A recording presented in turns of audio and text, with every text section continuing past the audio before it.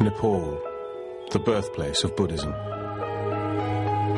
A magical and mysterious land in which legends such as the fabled Shangri-La and the elusive Yeti have dominated culture for generations.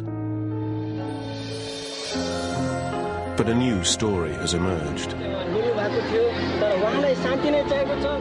One that is being seen as a modern miracle, something only possible through the spiritual power of Buddhism.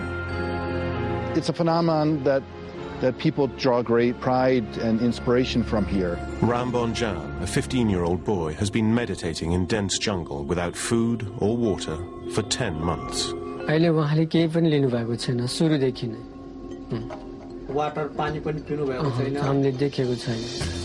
Many suggest he is a physiological and cognitive freak with such immense power of mind over matter that it could change the way we look at modern science and medicine forever. If he's truly gone without food and water, it's difficult to explain on a purely scientific basis, so you'd have to bring in spirituality in here. As millions of pilgrims flock to the site, we'll explore the truth.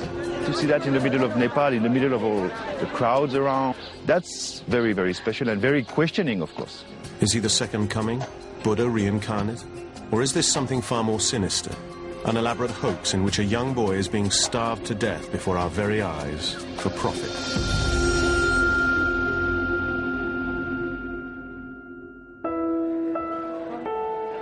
Many people fast for religious or health reasons for short periods of time, but they never reject all sustenance. The longest a person can go without food has been documented as being around 2.5 months before you die of starvation. In an open environment, breathing normally with warm air surrounding you without any fluid at all, you would last between 4, perhaps 5 days. Ram Bonjan has not eaten and, more importantly, not drunk anything for 10 months. By filming him continuously over the next 4 days, we will investigate this phenomenon and discover whether a human being can live without food and water. It would be impossible to meditate for that long without food and water. I studied similar cases in the past, and this is possible. Through his deep meditation, he's gone into a hibernating state, and he is living on spiritual energy. I can't accept that. It goes against what I know about how the body works, about the nutrition that you need. He's getting food and he's getting fluid from somewhere. Ram has never been scientifically tested. He sits undisturbed as millions watch his every move. If he did the same thing in Birmingham or in Baltimore, I'm not sure that the society would perceive him in the same way. Why isn't he in school? Why doesn't he get a job? He should be doing something. Nepal is a country relatively untouched by the global market, when 90% are devout Hindus and 10% Buddhist. I think it's a great story for Nepal. I think it comes to the right time. Nepal is in a state of political turmoil.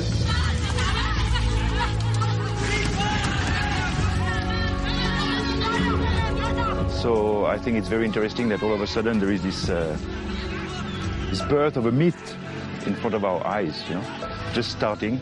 Nepal faces a stark, desolate reality without its religious beliefs. I don't know if the story of Ram Bahadur Bomzan appeals to a certain consciousness now, looking for some saint, some figure, someone who can perform miracles at a time when life seems so tawdry and broken and uncertain. As science progresses, it's pushing God further and further out. And where science hasn't yet encroached, you will find God.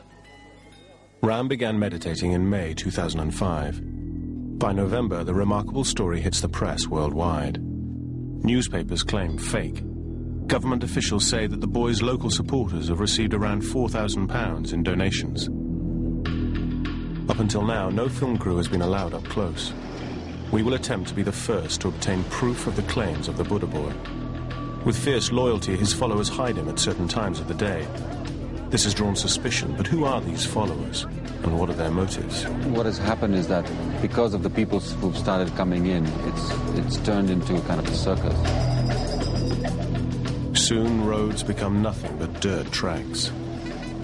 After traveling more than 12 hours from Kathmandu, the last 40 kilometers through dense jungle, suddenly a gate manned by sentries bars the way any further, and we're diverted to a bustling temporary city of hawkers, fast food sellers, and a bus park in the middle of nowhere. Previously, we used to farm only, but now there are jobs available. There is good income.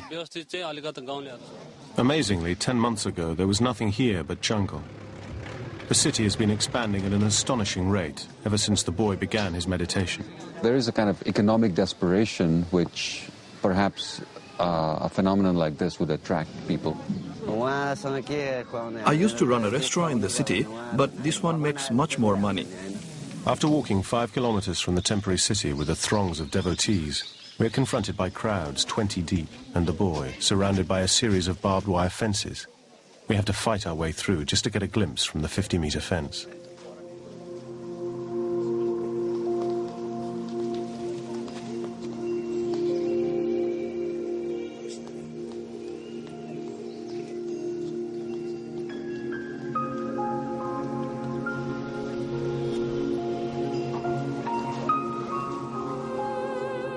People have come from far and wide.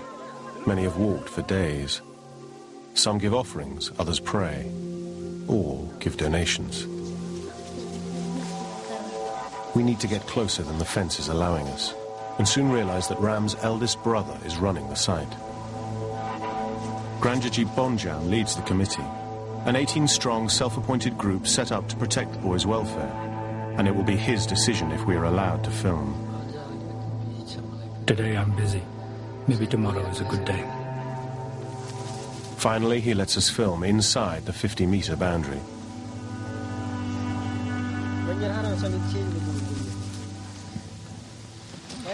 Unfortunately, just as we reach a second fence at a distance of 25 meters from the boy, we're stopped from going any further. So it is here we start recording. By the end of our first day, Ram has not moved a muscle since we began filming 8 hours previously. If you wanted to prove that he really wasn't taking any fluid at all, you would have to film continuously for at least 4 to 5 days.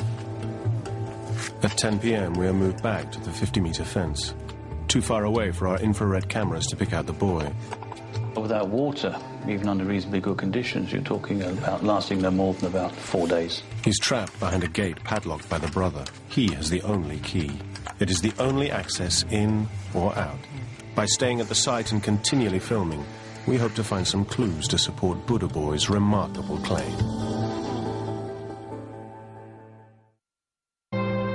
In Nepal, Ram Bonjan, a 15-year-old boy, has been meditating in the hollow of a tree for 10 months.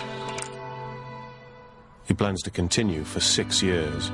I do know of a case of a medical student who did survive without food for something like 43 days, but he was able to survive on snow.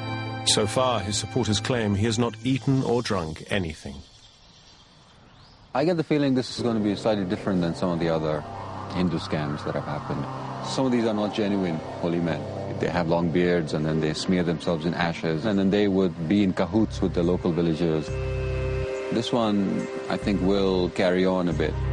We're into our second day, 27 hours into filming. Still not enough to prove if this is a miracle or a scam. To find out the truth, we're staying on site day and night to film continuously for another 69 hours, as this is the time it takes for an average human being to die without any water. Like 70% of the body is water. Without it, it would affect every physical functioning of the body. By day 2, you start to cannibalise the stores of protein that you have. I would say from day 2, your skin is going to get rough, cracks appearing at the corner of the lips, and the skin will lose its colour and the brightness and the elasticity. So far, we have not seen any of these physical changes in the boy's appearance. He is surviving on nourishment. The question is, what kind of nourishment? We can't, as Westerners, tap into using spiritual force and spiritual energy for nourishment. That's the key here.